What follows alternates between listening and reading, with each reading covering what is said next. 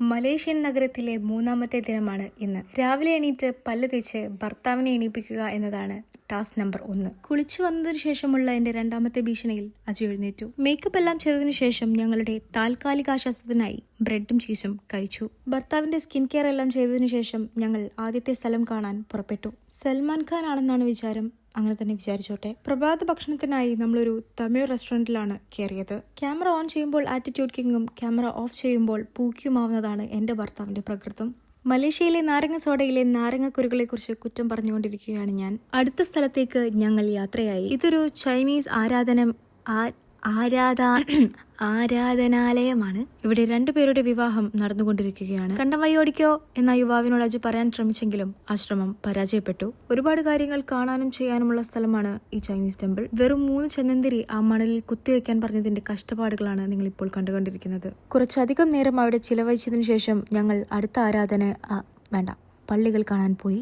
അടുത്തതായി അവർ ഞങ്ങളെ കൊണ്ടുപോയത് മലേഷ്യയിലെ പ്രശസ്തമായ ചോക്ലേറ്റ് ഫാക്ടറിയിലായിരുന്നു. ആ കുട്ടി പറയുന്ന ഇംഗ്ലീഷിന്റെ പകുതി മുക്കാലും നമുക്ക് മനസ്സിലാകാത്തത് കൊണ്ട് വേറെ പ്രത്യേകിച്ച് പ്രശ്നങ്ങളൊന്നും ഉണ്ടായില്ല. അപ്പോഴേക്കും ഉച്ചഭക്ഷണത്തിന് സമയമായിരിക്കുന്നു. ഒരു റെസ്റ്റോറന്റിൽ കയറി മലേഷ്യയുടെ ദേശീയ ഭക്ഷണമായ നാസി ലമക് അയാം ഞങ്ങൾ കഴിക്കാൻ ആരംഭിച്ചു. ഉണക്കമീൻ ചമ്മന്തിയും ചോറും ഉണക്കമീൻ പൊരിച്ചതും മുകളിലൊരു ബുൾസയും കൂടെ പൊരിച്ച ഒരു ചിക്കനും. ഇതാണ് നാസി ലമക് അയാം. 2-3 പ്രാവശ്യം കഴിച്ചാൽ പിന്നെ ശീലമായിക്കോളും. ഞങ്ങൾ അടുത്ത സ്ഥലത്തേക്ക് യാത്രയായി. KL tower. ഒരു മൂടിയ അന്തരീക്ഷവും മഴ പെയ്യാനുള്ള സാധ്യതയും കണ്ട് ഞങ്ങൾ 2 ഫോട്ടോ എടുത്ത് അവിടെ നിന്നും ഇറങ്ങി. ഇന്നിനി അവസാനമായി നമുക്ക് കാണാനുള്ളത് KL അക്വേറിയമാണ്. വ്യത്യസ്തമായ പലതരം ജീവികളെ കണ്ട് ഞങ്ങൾ ക്ഷീണിച്ചു. 6 മണിയോടെ ക്ഷീണിതരായി ഞങ്ങളെ തിരിച്ച് ഹോട്ടലിൽ എത്തിച്ചു.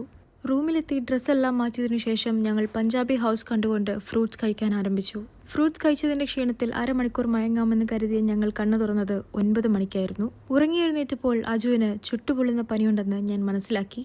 ഗ്രാബിൽ നിന്നും ഫുഡ് ഓർഡർ ചെയ്ത് ഞങ്ങൾ 2 പേരും ഭക്ഷണം കഴിച്ചു. ശേഷം ഒരു സിനിമ കണ്ട് ഞങ്ങൾ ഞങ്ങളുടെ ദിവസം അവസാനിപ്പിച്ചു. ഇതെല്ലാം ഞങ്ങൾക്ക് ഒരുക്കി തന്ന കൈരളി ട്രെയിൽസിന് വീണ്ടും ഞങ്ങളുടെ 1000 നന്ദി.